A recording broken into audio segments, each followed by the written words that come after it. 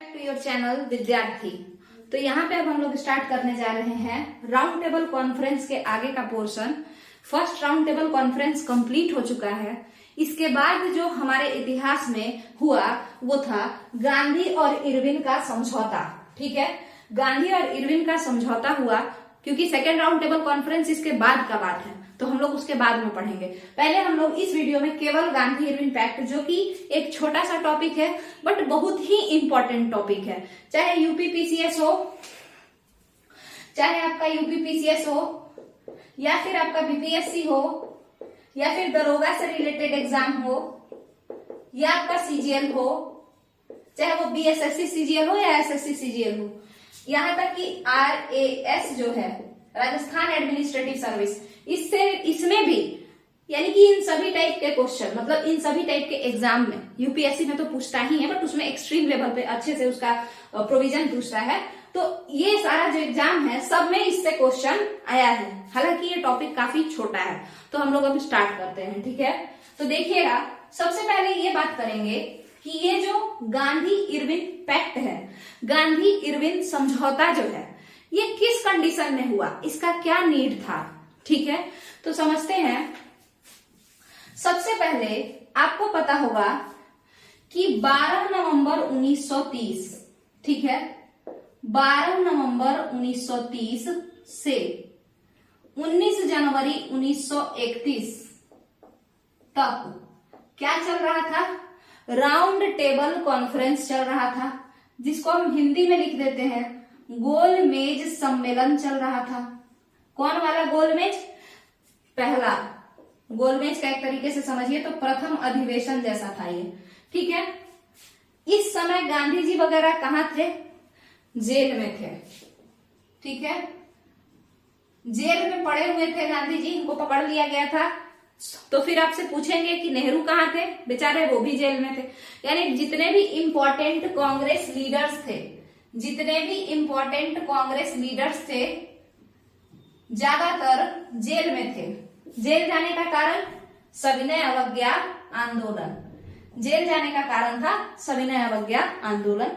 उसके बाद जब इरविन कहे भी कि चलो सब लोग लंदन चलते हैं, तो कांग्रेस लीडर्स, उनका जो डिमांड था वो इरविन उस डिमांड को मान नहीं रहे थे। तो वो लोग बोले कि इससे अच्छा हम जेल ही में ठीक है, रोज रोज लंदन नहीं जाएंगे। इस समय गोलमेज सम्मेलन जो हुआ पहला वाला, वो लंदन में हुआ। पिछले वीडियो में तो हम लोग डिस्कस किए ही हैं, लंदन के संत जेम्स महल में हुआ। ठीक है, तो यहाँ पे नहीं थे।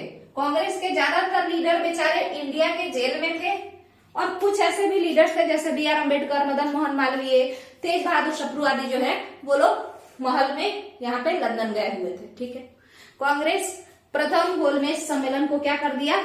बायकॉट कर दिया। बॉयकॉट करने का मतलब होता है कि हम नहीं जाएंगे, हम क्या कर दिए? खारिज कर दिए इस बात को, हम मना कर दिए। ठीक है, तो ये हो गया।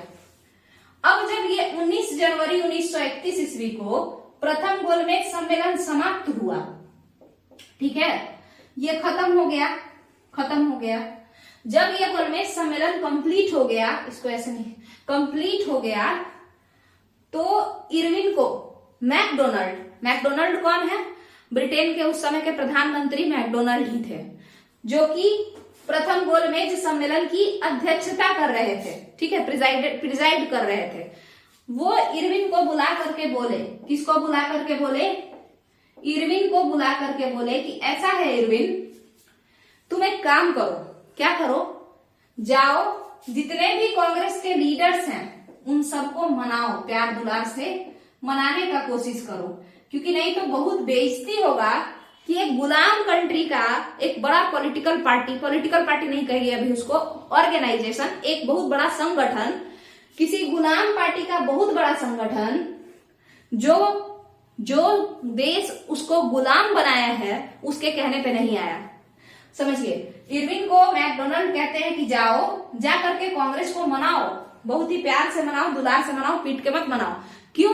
क्योंकि मैकडोनाल्ड बोले कि भाई बहुत बेइज्जती हो जाएगा जब सब लोगों के बीच में जाएगा कि ब्रिटेन बुला रहा है, फिर भी भारतीय जो नेता है वो नहीं आ रहे हैं। ठीक है, तो अब इसी मनाने के क्रम में इरविन कैसे मनाएंगे, आप खुद बताइए। ये जो मनाने के लिए मैकडोनाल्ड बोला है, इरविन कैसे मनाएंगे? तो सबसे पहले उन लीडर्स को पकड़ा जाएगा जो कि पहले ही से माने हुए हैं, यानी जो पहले से ही गोलमेज सम्मेलन में पार्टिसिपेट किए हैं, ठीक है। और इरविन किन लोगों से बात करेंगे? तो कुछ भारतीय नेताओं से बात करेंगे मनाने के लिए, कुछ भारतीय नेताओं से बात करेंगे।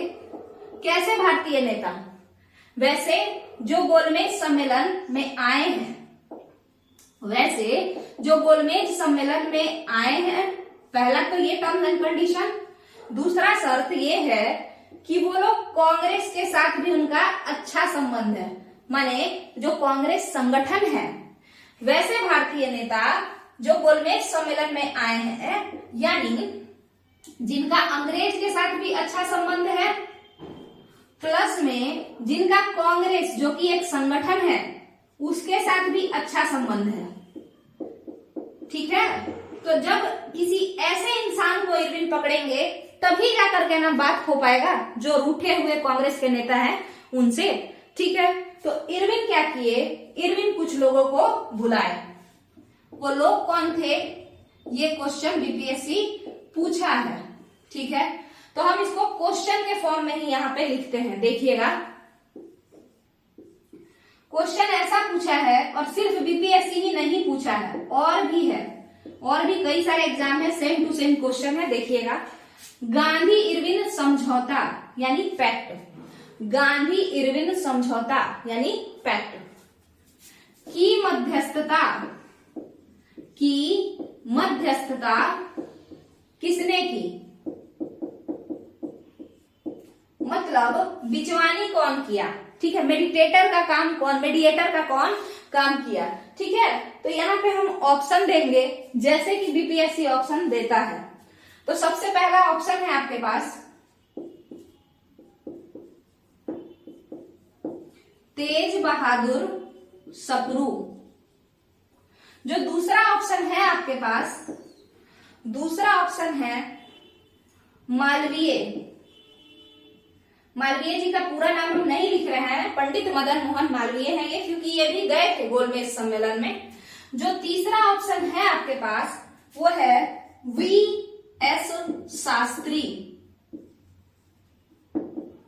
श्रीनिवास शास्त्री। इसके बाद जो चौथा ऑप्शन है आपके पास वो है एम.आर. जयकर। ये तो हो गया ऑप्शन। अब इसके बाद जो बीपीएससी पैटर्न है, तो पहला आपका है वनली ए, जो दूसरा ऑप्शन है वनली ए एंड बी, जो तीसरा ऑप्शन है वो है बी, और जो चौथा ऑप्शन है ए बी एंड डी। या ऐसे अब मतलब ऐसे भी क्वेश्चन पूछता है बीपीएससी, आपको पता ही होगा कि वन ऑफ दीज या more than one of these ऐसे करके पूछता है, ठीक है, ई ऑप्शन दे करके। तो यहाँ पे आपका जो सही आंसर है वो बताया जाए कि गांधी इरविन पैक्ट की मध्यस्थता किसने की। ये बीपीएससी में पूछा गया क्वेश्चन है, ये पीवाईक्यू है आपके बीपीएससी का। टीआरई में भी ये पूछ सकता है, साथ के साथ यूपीपीसीएस में ये पूछा है, इसके अलावा आरएएस में ये पूछा है, ठीक है, राजस्थान एडमिनिस्ट्रेटिव सर्विस में ये पूछा है ना। आप चाहें तो घटना चक्र खोल के देख सकते हैं, ये अपने से मन गढ़ंत बनाया हुआ क्वेश्चन नहीं रहता है, ये सारा क्वेश्चन पूछा हुआ है, ठीक है। तो गांधी इरविन पैक्ट की मध्यस्थता किसने की? तो इसमें आप देखेंगे तेज बहादुर सप्रू थे, यानी ए ऑप्शन सही है। फिर आप देखेंगे मालवीय नहीं थे, मालवीय गए तो थे गोलमेज सम्मेलन में, बट इरविन इनको नहीं पकड़ के लाया था कि प्लीज जाके सारे कांग्रेस लीडर से बात करो हमसे बात करने के लिए, ठीक है। तो मालवीय नहीं थे। वी श्रीनिवास शास्त्री थे, एम.आर. जयकर भी थे। ये तीन लोगों को इरविन अपने चेंबर में बुलाए लंदन में, और बुला करके ऐसा बोले मने कि देखो जाकर के बाकी कांग्रेस के लीडर को मनाओ, नहीं तो मेरा इज्जत चला जाएगा, ठीक है। तो इस वजह से जो इसका ऑप्शन होगा कि गांधी और इरविन जो आपस में मिले, जो समझौता किए, उसकी मध्यस्थता किन लोगों ने की? तो उसकी मध्यस्थता तेज बहादुर सप्रू, वी श्रीनिवास शास्त्री और एम.आर. जयकर ने की। ठीक है, क्या यहां तक का अगर क्लियर है गांधी इरविन पैक्ट की मध्यस्थता किसने की, ये क्लियर है? तो जैसा कि आपको पता है कि ये बात पहले ही से हो गया था, इन तीनों लोगों से इरविन बात कर चुके थे कि प्लीज जाकर के कांग्रेस के लोगों को मनाना। ठीक है, तो अब देखते हैं आगे का डेवलपमेंट। जब ये लोग भारत आते हैं तो यहाँ पे क्या क्या बात चलता है, किस तरीके से लोगों को मनाया जाता है। अब यहाँ पे हम लोग देखेंगे कि सभी लोग गोलमेज सम्मेलन जब खत्म हुआ, जो कि कब हुआ, 19 जनवरी 1931 ईस्वी को जब गोलमेज सम्मेलन खत्म हो गया, उसके बाद उसके ठीक 6 दिन बाद 25 जनवरी 1931 ईस्वी को 1931 को क्या किया गया कि जितने भी लीडर थे कांग्रेस के, जो कहां बंद थे, जेल में, भारतीय जेलों में बंद थे, उन सबको क्या कर दिया गया, रिलीज कर दिया गया कि भाई तुम लोग, एक तो यहाँ पे पानी इतना हो जाता है, रिलीज कर दिया गया और बोला गया कि सभी लोग आजाद हैं। ठीक है, और वहां से 3 लीडर को सिखा के भेजा गया था कि इन लोगों को मनाना है। किसको? कांग्रेस लीडर्स को मनाना है। अब क्या हुआ कि यहाँ पे गांधी जी और कांग्रेस जो है, सभी लोग, कांग्रेस और गांधी जी ये दो अलग तो थे नहीं, कांग्रेस के ही पार्ट थे गांधी जी। कई बार गुस्सा होकर के चले भी जाते थे, अलग हो जाते थे, फिर वापस मिल जाते थे। ठीक है, तो जो कांग्रेस है, ठीक है, जो कांग्रेस है आपके पास, ये कांग्रेस लीडर्स डिसाइड किए कि अब हमारे तरफ से किसी से भी बात करना होगा तो बात कौन करेगा? बात गांधी जी ही करेंगे। ठीक है, बात कौन करेगा? गांधी जी खुद जाएंगे, बात करेंगे। ये कौन डिसाइड किया? कांग्रेस लीडर्स ऐसा डिसाइड किए। तो उसके बाद तेज बहादुर सप्रू और एम.आर. जयकर और वी.एस. शास्त्री, ये तीनों लोग किसके पास पहुंच गए? गांधी जी के पास पहुंच गए। और गांधी जी के पास पहुंच के और बोलने लगे कि देखिए फायदा है, आप इरविन से जाके मिलिए, लॉर्ड इरविन से बात कीजिए, फायदा होगा। अलग अलग आप जाकर के उनसे कुछ आपको डिमांड करना है, कीजिए, जो भी बात है कम से कम बात करके देखिए। ठीक है, तो काफी मनौनिया करने के बाद, काफी मनाने के बाद गांधी जी मान गए। ठीक है, और गांधी जी फरवरी 1931 में, ठीक है, फरवरी 1931 में चल दिए। कहाँ चल दिए? दिल्ली। ठीक है, मतलब दिल्ली चल दिए, यानी दिल्ली में अब ये गए। फरवरी 1931 में दिल्ली पहुंचे और ये मीटिंग स्टार्ट कर दी है। ठीक है, लगभग 19 फरवरी से पहला जो मीटिंग हुआ है, बाबू ध्यान दीजिएगा, पहला मीटिंग जो हुआ है ना इरविन के साथ उनका, वो 19 फरवरी को हुआ है। और ये मीटिंग मतलब डिबेट एंड डिस्कशन हुआ, अच्छे से बातचीत हुआ, अलग अलग बातों पे, अलग अलग मुद्दों पे। ठीक है, और ये बात चलता गया। और किस दिन? 5 मार्च को, किस दिन? 5 मार्च को ये जो मीटिंग है ये सक्सीड हो गया, या इसका फाइनल कंक्लूजन निकल गया। ठीक है, फाइनल बात क्लियर हो गया कि क्या क्या डिमांड है, क्या क्या मानना है, क्या क्या मांगना है, ये सब क्लियर हो गया। कब? 5 मार्च 1931 ईस्वी को। ठीक है, अब यहां से एक प्रश्न है कि ये मीटिंग टोटल कितने दिनों तक चली? तो ये मीटिंग टोटल 15 दिनों तक चली। ठीक है, 15 डेज डिबेट एंड डिस्कशन हुआ। ठीक है, और फिर लास्ट में साइन हुआ। ठीक है, और पूछा कि कितने बार डिस्कशन हुआ? 15 दिन में क्या रोज दिन जाके, मतलब रोज दिन जाकर के और आपस में डिबेट एंड डिस्कशन करते रहते थे? तो ऐसी बात नहीं है। 15 दिन में रोज दिन बातचीत नहीं होता था कि जाओ और जाकर के कुछ ना कुछ बातचीत करते ही रहो। बात केवल 8 बार हुआ है। डिस्कशन कितने बार हुआ? 8 बार। 8 बार डिस्कशन हुआ है। ये बहुत मतलब एक नॉर्मल सा क्वेश्चन, बहुत ही बेकार कोई पूछेगा तब भले पूछ सकता है कि लोगों के बीच में कितना बार डिस्कशन हुआ था। तो 8 बार ये लोग जो है किए थे। टोटल 15 दिन तक चला था ये, क्योंकि दांडी मार्च पूछता है ना कि कितने दिन तक चला, इसीलिए बता दिए कि जो आपका गांधी इरविन पैक्ट है, तो वो जो डिबेट एंड डिस्कशन चला वो कितने दिन तक चला और कितने बार डिस्कशन हुए? 8 बार हुआ। ठीक है, अब यहाँ देखिए, अब गांधी जी 8 बार डिस्कशन कर लिए। 5 मार्च 1931 ईस्वी को यहाँ पे साइन हो गया। क्या साइन हो गया?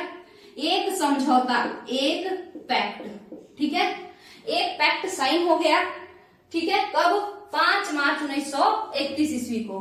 तो ये क्वेश्चन सबसे, ये जो डेट है 5 मार्च 1931, ये सबसे इंपॉर्टेंट डेट है। इसी दिन गांधी इरविन पैक्ट साइन हुआ था, क्योंकि डिस्कशन तो पहले से चल रहा था, 19 फरवरी से साइन अब हो गया, ठीक है। ये पैक्ट कहाँ पे साइन हुआ है बाबू? तो ये पैक्ट साइन हुआ है दिल्ली में। ये पैक्ट कहाँ पे साइन हुआ है बाबू? ये दिल्ली में साइन हुआ है। इसी जैसे अगर कोई पैक्ट पूना में साइन होता है तो हम लोग क्या कहते हैं? कहते हैं पूना पैक्ट है, सितंबर 1932 में हुआ था गांधी और अंबेडकर के बीच में, तो उसको भी हम लोग पढ़ेंगे, ठीक है। तो जब कोई पैक्ट दिल्ली में साइन हुआ होगा तो उसको क्या कहेंगे? दिल्ली पैक्ट कहेंगे। जब कोई पैक्ट दिल्ली में साइन हुआ होगा तो हम उसे दिल्ली पैक्ट भी कह सकते हैं। इसीलिए गांधी इरविन पैक्ट को दिल्ली पैक्ट भी कहा जाता है, ठीक है। अब यहां तक का तो क्लियर हो गया। जब ये साइन हुआ ना, जब ये साइन हुआ तो दो लोग कुछ कुछ बात बोले थे, जिसमें से एक बहुत इंपॉर्टेंट है और वो है श्रीमती सरोजिनी नायडू, ठीक है। सरोजिनी नायडू जी बहुत इंपॉर्टेंट पर्सनैलिटी ऑफ इंडिया है, ठीक है। तो जो सरोजिनी नायडू है ये क्या की? ये बोली कि गांधी इरविन पैक्ट, ये समझौता, ये वार्तालाप, ये डिस्कशन देख कैसा लग रहा है जैसे दो संत आपस में मिल करके बात कर रहे हैं। वो क्या कही कि ये जो डिस्कशन है ना, इस डिस्कशन को देख के ऐसा लग रहा है जैसे दो संत, कहते हैं it is a discussion between two saints. तो यहाँ पे दो संत आपस में क्या कर रहे हैं? विचार, मतलब बात कर रहे हैं, आपस में बात कर रहे हैं। और वो दो संत कौन हैं? तो एक संत तो गांधी जी हैं और जो दूसरे वाले संत हैं वो उनके काउंटर पार्ट जो इस पैक्ट में थे, इरविन, वही है, ठीक है। तो किसने गांधी और इरविन को संत का दर्जा दिया या दो संत के से कह के मतलब संबोधित किया? सरोजिनी नायडू जी ने, ठीक है। इसी तरीके से इनके जो इरविन कहाँ गया? हाँ, इरविन के जो एक कोई इरविन पे बायोग्राफी लिखे थे, ठीक है, उनका नाम था एलेन, ठीक है। तो इरविन पे जो बायोग्राफी लिखे थे एलेन, वो कहे थे कि गांधी इरविन पैक्ट कुछ खास चीज नहीं है, ये गांधी जी के लिए एक कंसोलेशन प्राइज है। कंसोलेशन प्राइज का मतलब होता है सांत्वना पुरस्कार, ठीक है। सांत्वना पुरस्कार जैसे जो 4th आता है ना, 3rd तक आता है तो उसको कुछ ना कुछ मिलता है, रियल वाला पुरस्कार। और कोई इंसान बहुत अच्छा परफॉर्म किया बट बेचारा को 3rd रैंक भी नहीं आया तो उसको कंसोलेशन प्राइज दिया जाता है, बोले ठीक है तुम भी अच्छा परफॉर्म किए थे, रो मत। तो जो एलन थे, एलन, ठीक है, उन्होंने, ये कौन थे? तो ये इरविन के जीवनीकार हैं, मतलब ये इरविन के बायोग्राफी को लिखे हैं। वो कहे थे कि गांधी इरविन पैक्ट जो है, गांधी इरविन पैक्ट, वो गांधी जी के लिए एक सांत्वना पुरस्कार है, कंसोलेशन प्राइज है, ठीक है। अब ये हम बात क्यों ही बता रहे हैं? तो ये दोनों ही बात जो आपका है बाबू, ये दोनों ही बात, चाहे वो सरोजिनी नायडू वाला बात हो, ये वाला कि वो कुछ बोली थी संतवंत, और चाहे वो एलन का बात हो, ठीक है, कंसोलेशन प्राइज वाला, ये दोनों ही क्वेश्चन आया हुआ है। सरोजिनी नायडू वाला बहुत सारे एग्जाम में पूछा है, आपका बीपीएससी में भी पूछा है, दो संत का दर्जा दी थी है। बट ये जो एलेन वाला बात है ना, कि वो बोले थे कि ये कंसोलेशन प्राइज है इरविन के जीवनी का, ये बात यूपीपीसीएस पूछा है। और ये सबको ही जानता है कि यूपीपीसीएस थोड़ा हार्ड क्वेश्चन पूछता है, तो यहाँ पे वो ये पूछा है, ठीक है। तो यहाँ पे, और अगर ये तो हम लोग घटना चक्र से जान जाते हैं कि ये तो यूपीपीसीएस पूछा है, बट पढ़ना हो तो कहाँ से पढ़े?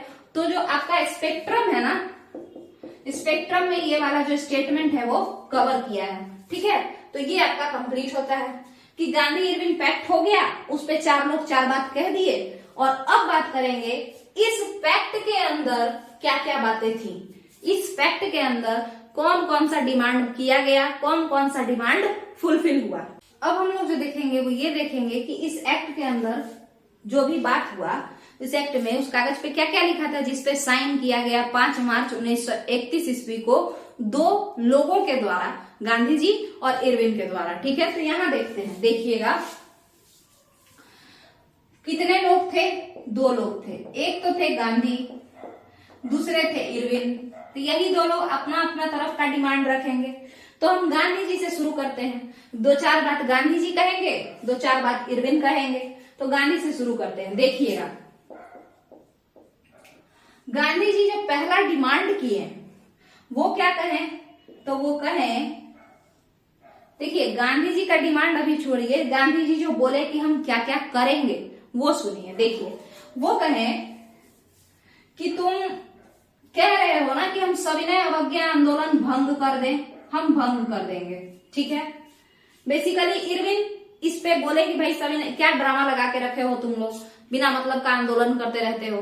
तो वो बोले कि हम सीडीएम को भंग कर देंगे, और first phase of CDM Gandhi ji भंग भी किए। ठीक है, दूसरा, तुम ये कह रहे हो कि हम फर्स्ट राउंड टेबल कॉन्फ्रेंस यानी फर्स्ट गोलमेज सम्मेलन में नहीं आ पाए।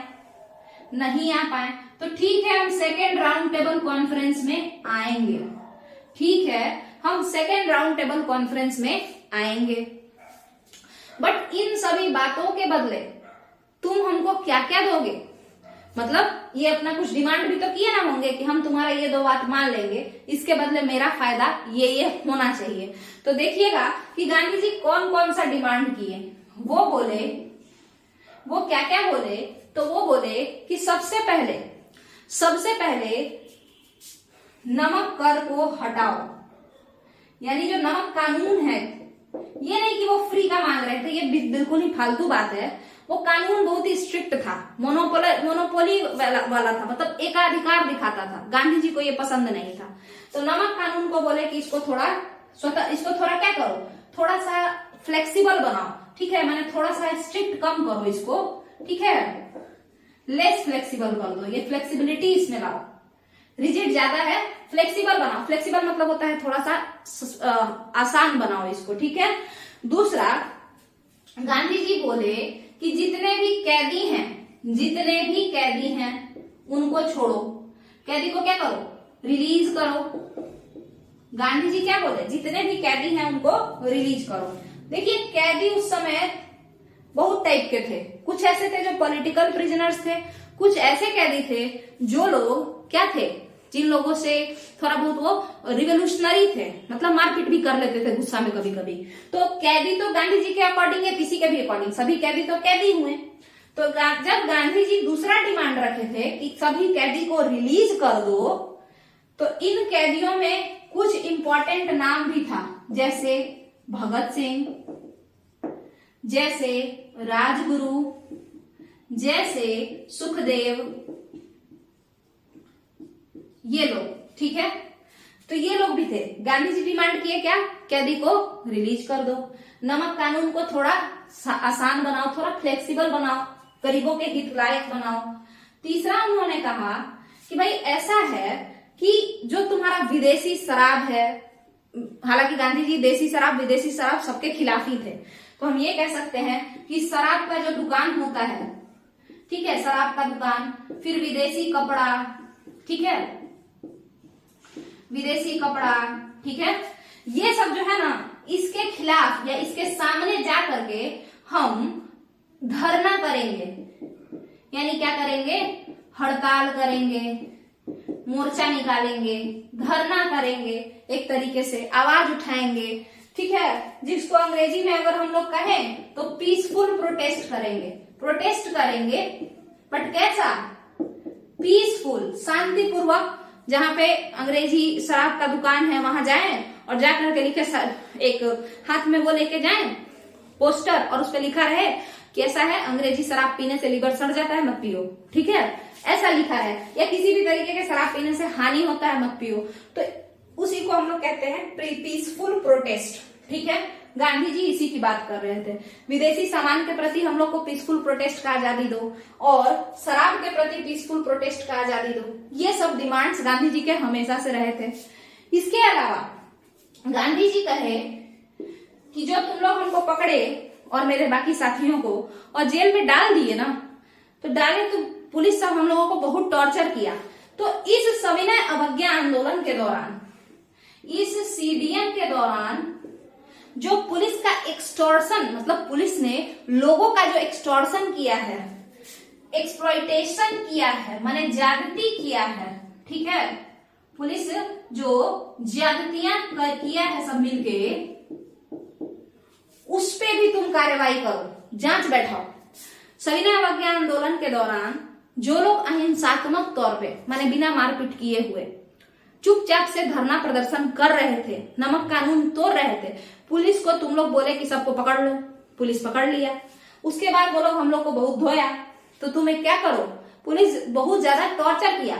मतलब आप समझिए कि हम जा करके और प्रोटेस्ट कर रहे हैं, इस बात से हमको कोई चाटा चाटा मारने लगे, तो ये गलत बात है ना, ज्यादा से ज्यादा हमको इज्जत से जेल में डाल दो। तो गांधी जी वही बोले कि भाई हम तो शांति से प्रोटेस्ट कर रहे थे, तो ये लोग पीटा पीटी क्यों चालू किया, सबको पकड़ के और जबरदस्ती टॉर्चर करना चालू कर दिया।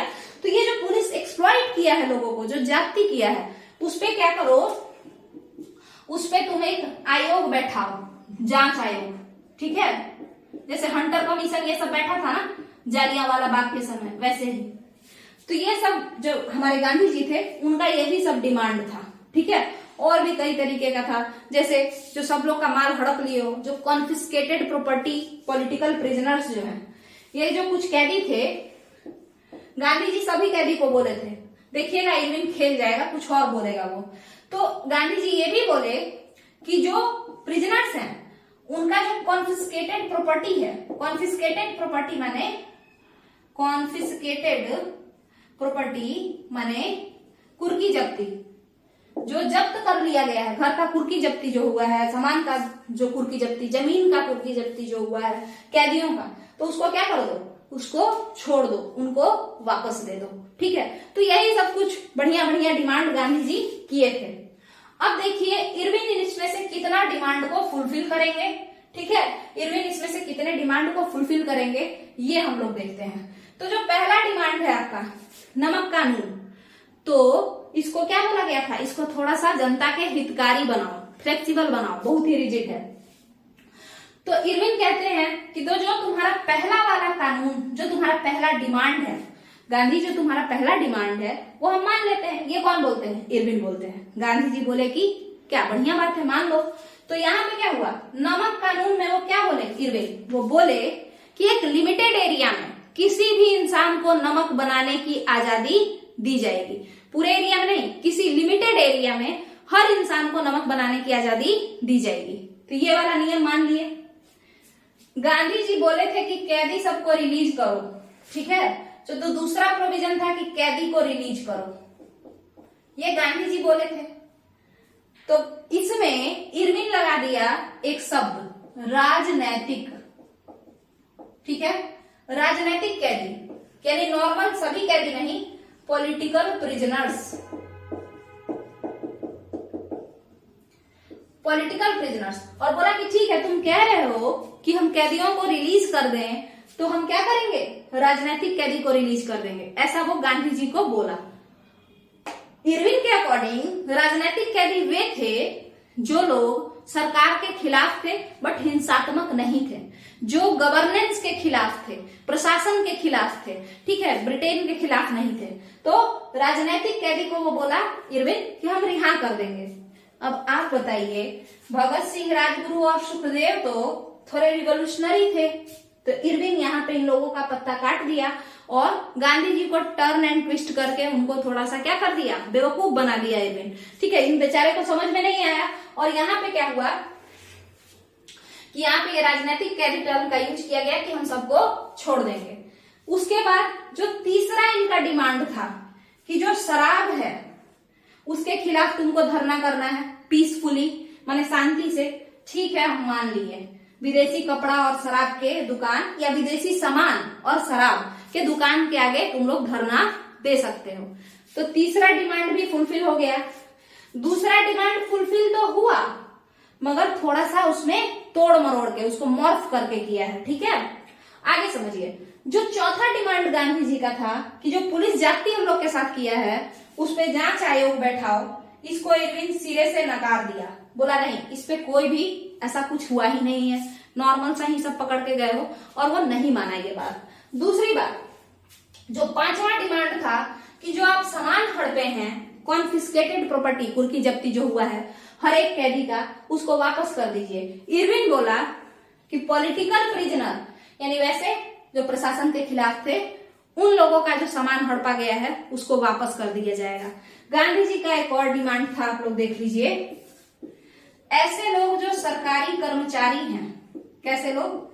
ऐसे लोग जो सरकारी कर्मचारी हैं,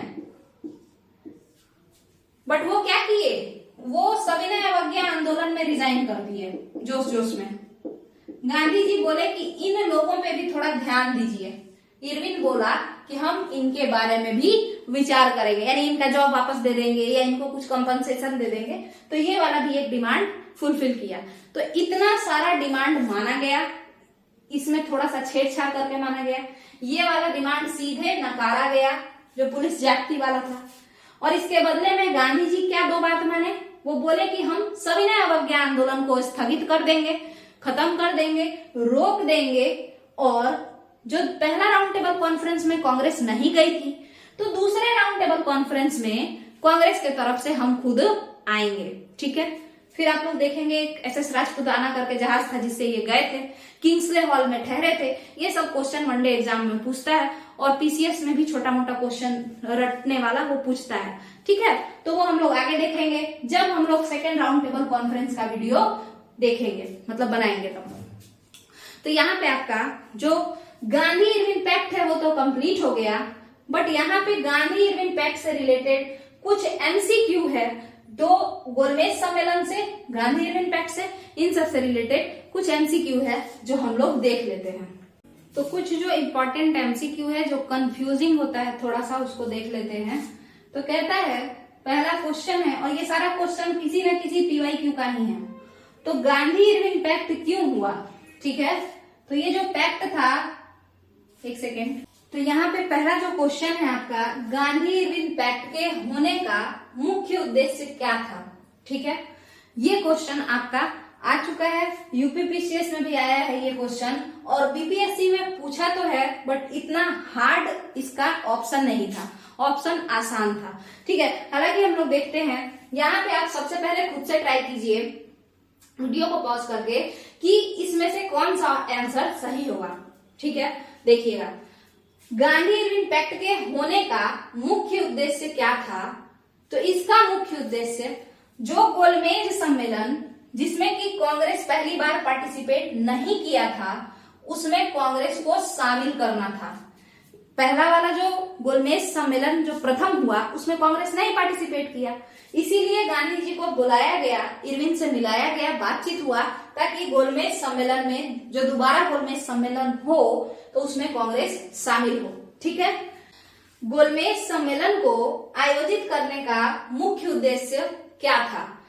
तो इस गोलमेज सम्मेलन को आयोजित करने का मुख्य उद्देश्य सभी लोगों के साथ, भारतीय नेताओं के साथ साइमन रिपोर्ट पर चर्चा करना ही था।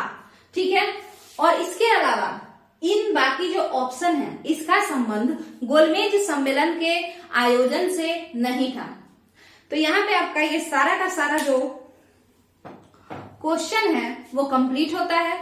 ठीक है, और यहाँ पे हम लोग क्या देखते हैं? यहाँ पे हम लोग देखते हैं कि आपका टोटल जो गांधी इरविन पैक्ट है वो कंप्लीट होता है with MCQs of different exams, PYQs अगर आप कहिए तो। ठीक है, और बाकी आप लोग इसको देख करके बताइए कि कैसा यहाँ का लेक्चर बना है, और उसके बाद फिर अगर वीडियो पसंद आए तो वीडियो को लाइक करके चैनल को सब्सक्राइब कीजिए और वीडियो शेयर कीजिए। चलिए, थैंक यू।